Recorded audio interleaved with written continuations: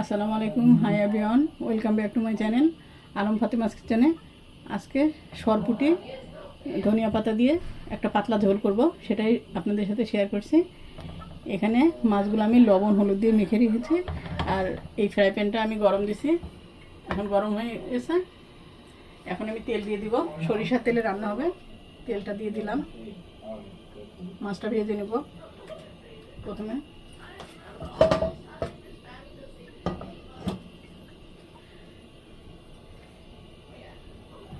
Fry প্যানটা আমি বেশ কিছুক্ষণ হয়েছে আমি দিয়ে রাখছি, যাতে বেশি গরম করে নিলে মাছটা লেগে যাবে না। অনেক নতুন ফ্রাই প্যান হলে লাগে না, কিন্তু ফ্রাই প্যানটা বেশ অনেক দিনেরই হয়ে গেছে, যার জন্য একটা চান্স আছে লেগে যাওয়ার। মাছটা দিয়ে দেবো।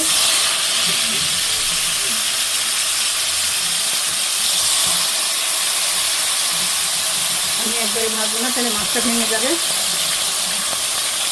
দুটো দুটো করে ভাজবো।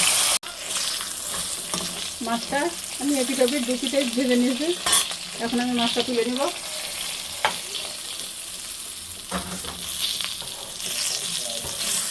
একটু ভালো করে ভেজে নিচ্ছি, নাহলে কাঁচা থাকে এই মাছে বেশি। এখন আমি আরও দুইটা আছে, 4টা মাছ নিচ্ছি, এটাও ভেজে নেবো একইভাবে।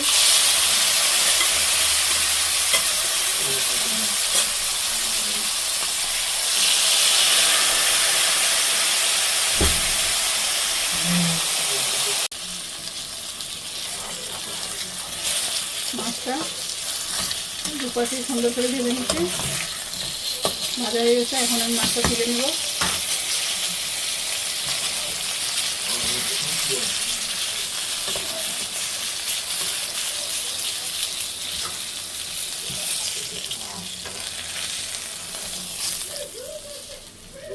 এখন আমি এখানে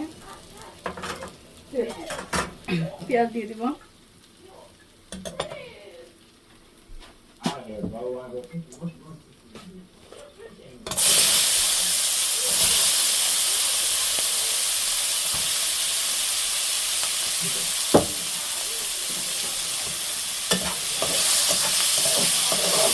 এখানে কিছুটা লবণ দিয়ে দিলাম, তাহলে পেঁয়াজটা একটু ব্রাউন কালার, একটু দ্রুত আছে। একটু লবণ দিয়ে দিলাম, এটা আমি ব্রাউন কালার করে দেবো।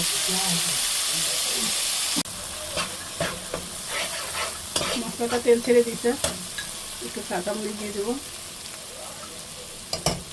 মরিচটা অনেক ঝাল আছে, এই মরিচটা অল্প দিব।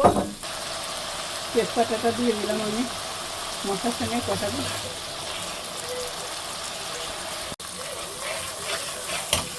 এখন আমি এখানে পানি দিয়ে দিব। মশলাটা ভোনা হয়ে গেছে। সব মাছে এলাচ দারুচিনি ভালো লাগে না, এই মাছটা এভাবে রান্না করলে আমার মনে হয় ভালো লাগে, আমার কাছে মনে হয়। এটা একটা পাতলা ঝোল হবে, ভুনাও হবে না। এই যে পানিটা অনেক গরম বন্ধুরা, আমি পানিটা ফুটাই রাখছি, সেই ফুটানো পানি দিলাম তরকারিতে। আর এখন আমি এখানে মাছগুলো দিয়ে দেবো। মাছটা আগে থেকে ভেজে রাখছি।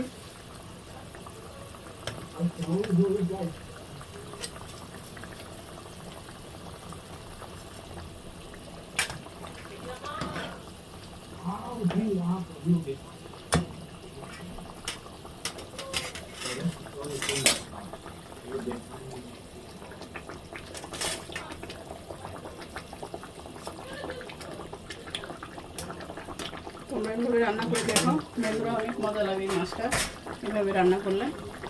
এখন আমি কিছুক্ষণ পর লবণটা চেক করবো।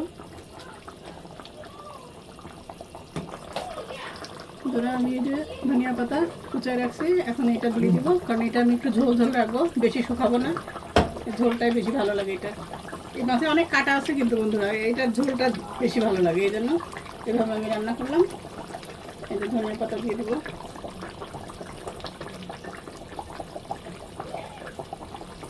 তোমরা এভাবে রান্না করে দেখো, আর তোমাদের কার কার প্রিয় এই মাছটা ভালো লাগে আমাকে কমেন্টে জানাবে। আর ভিডিওটি ভালো লাগলে লাইক কমেন্ট সাবস্ক্রাইব করবে আমার ভিডিওটা। আজকে এ পর্যন্ত। আল্লাহ হাফেজ বন্ধুরা।